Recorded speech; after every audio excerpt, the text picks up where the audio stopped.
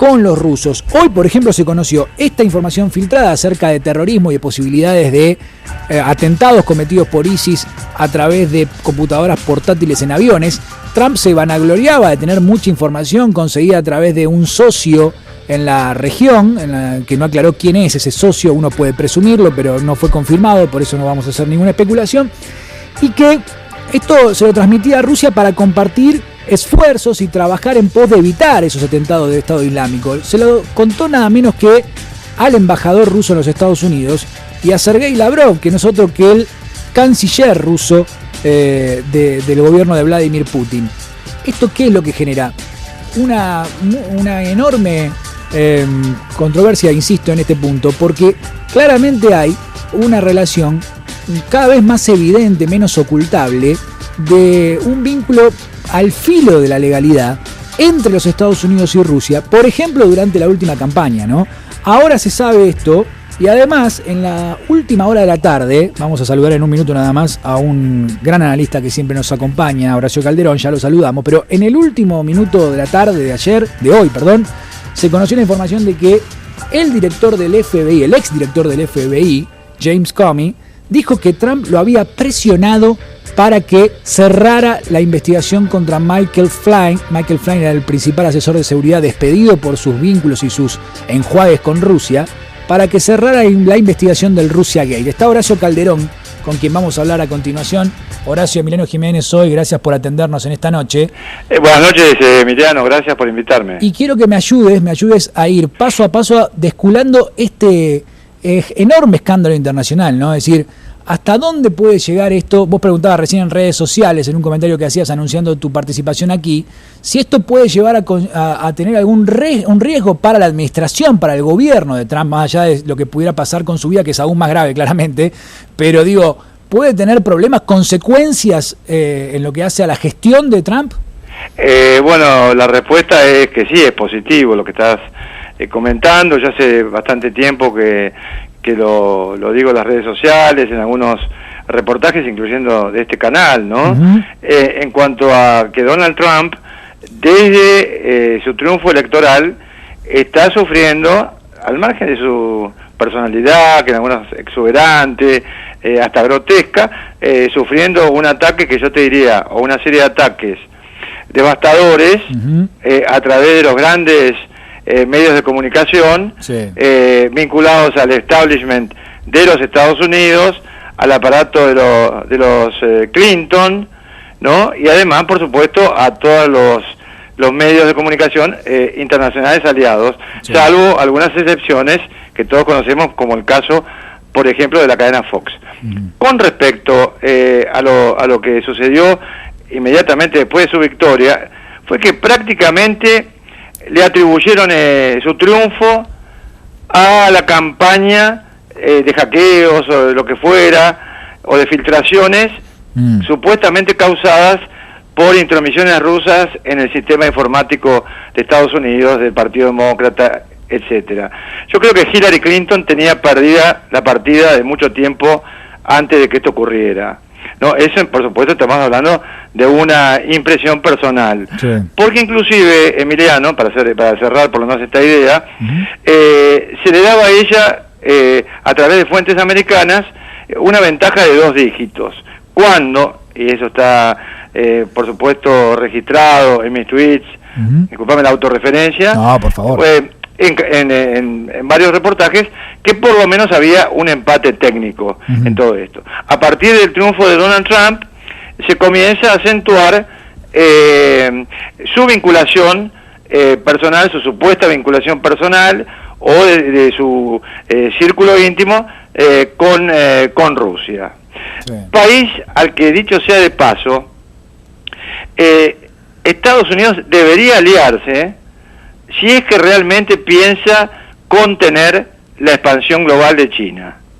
O sea, yo no puedo concebir geopolíticamente que se pueda, contener, aislar el crecimiento de China, etcétera, sí, sin el concurso de Rusia, porque caso contrario se empujaría a este país justamente a una alianza ya estratégica con este coloso asiático al cual hago referencia. Sí, ahora, ¿vos crees, Horacio, que ese tipo de estrategias caben en la capacidad política o como estadista de Donald Trump? Porque hasta acá, te digo como lo veo yo, no sé si lo compartís, lo veo como ese boxeador sin mucha técnica que revolea las manos por todos lados para ver si emboca alguna vez al rival y lo noquea.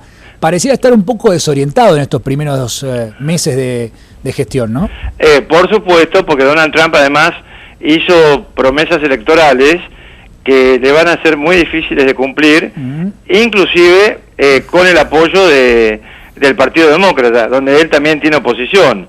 O sea, la principal oposición, a mi juicio, modesto juicio, de Donald Trump, parte del establishment de los Estados Unidos, al cual él de alguna forma enfrenta. Pero yo quiero señalar que sin que esto implique defender a Donald Trump, lo que uno como analista observa son numerosos sofismas en las acusaciones que se le hacen, sobre todo a través de los medios de comunicación o de personas prominentes que tienen justamente llegada a la gran vidriera de la audiencia global. Sí.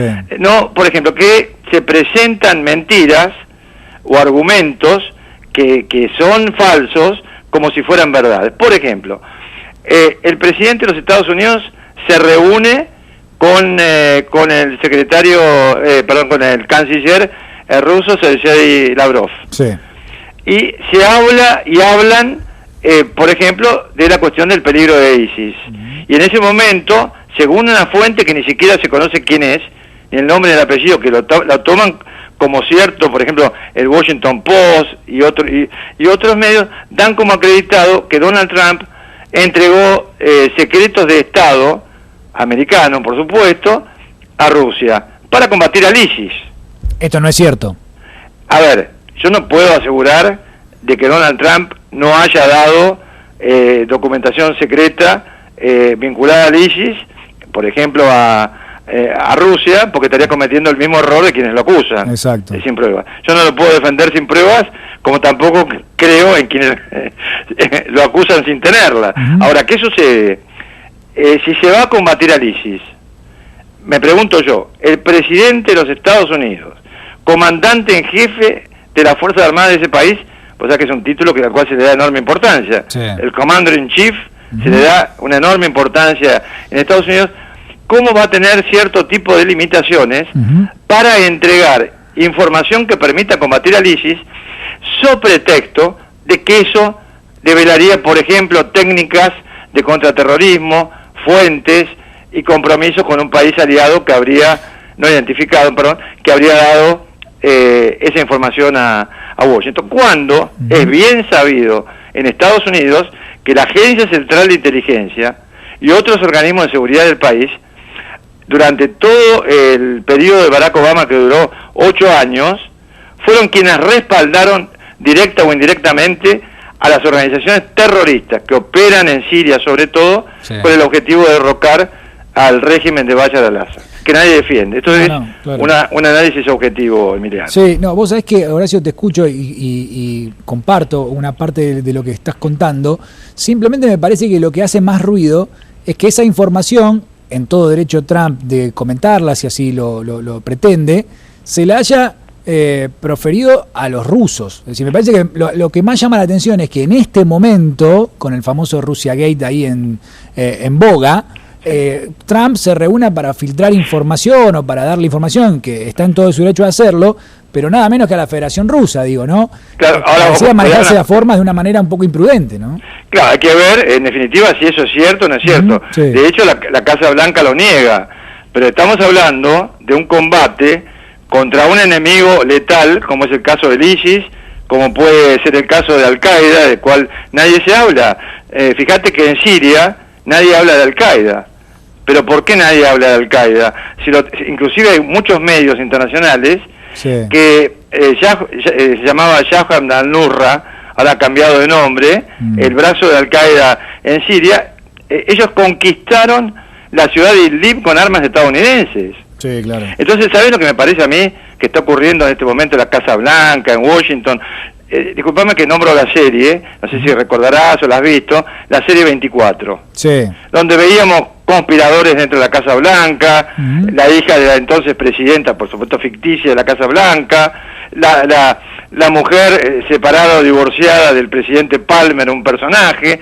Entonces, yo creo que Washington se ha transformado en un verdadero conventillo. Y nosotros, sí, a ver, como personas que de alguna manera, no en mi caso, no me considero influyente al hablar de los medios, pero sí tenemos, Emiliano, el deber de por lo menos llevar a la audiencia, ¿no? A ver, un conjunto de argumentos que tengan cierto tipo de conexión con la realidad del terreno. Seguro, seguro. Te hago la última, Horacio, y te agradezco. Por favor. ¿Cómo evaluás vos en líneas generales? Recién dabas ahí un ítem bastante interesante acerca de por qué esta cercanía repentina entre dos viejos adversarios de la historia del siglo XX al menos, sí, esa influencia de China y la necesidad de parar ese crecimiento, por eso esa alianza. Pero ¿cómo evaluás la relación con Rusia en su conjunto del gobierno de Trump? ¿Está dentro de los márgenes de la ley? Digamos, no hay nada fuera de la ley, ¿es una relación razonable entre dos países? A mi juicio, yo creo que sí, pero hay que ver también, Emiliano, que muchas veces las acciones diplomáticas, políticas y diplomáticas de la política internacional y de los grandes actores se desarrolla a niveles absolutamente secretos. Hay decisiones cuyo conocimiento público están vedados por décadas. Seguro. ¿No? De manera tal que yo no puedo ni defender a Donald Trump ni acusar a Donald Trump, porque como el Washington Post carezco de información que me permita tener, digamos, la absoluta seguridad de qué se habló en la Casa Blanca, porque estamos hablando de una reunión del presidente de los Estados Unidos, ¿no? Cuyos supuestos errores han sido filtrados a los medios de comunicación por medios de inteligencia que para mi punto de vista no son confiables, porque muchos de ellos fueron partícipes, claro, de las operaciones de respaldo tanto a Al-Qaeda como al ISIS. Te despido, Horacio, pero comparto un último pensamiento contigo. Sí. Esto es totalmente cierto, es decir, quizás hay un tráfico de rumores muy poco fundados y es parte también a veces hasta de los errores de nuestro trabajo como periodistas, pero pareciera haber un particular interés de Donald Trump por ocultar una parte de la supuesta influencia de Rusia en la campaña electoral, una necesidad urgente de terminar con ese tema cuanto antes. No sé si compartís. Bueno, yo creo que sí, que Rusia estaba absolutamente interesada, por ejemplo, en el triunfo de Donald Trump, como también estoy convencido de que la posición era similar en el caso de Marine Le Pen, que fue derrotada, claro, en Francia. Sí.